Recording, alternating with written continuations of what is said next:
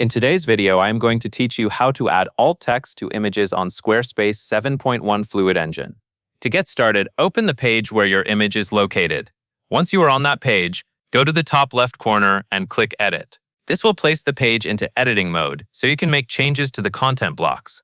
From there, click directly on the image block you want to update.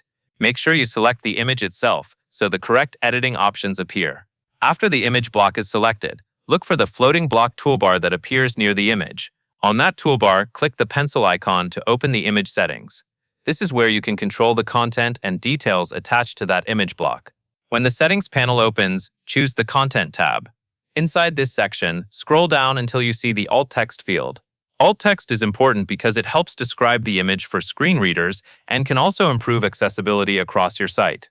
It gives visitors using assistive technology a better understanding of what the image is showing, so it is a good idea to keep it accurate and useful. In the alt text box, type a short and clear description of the image content. Focus on what is actually visible in the image, and keep the wording concise.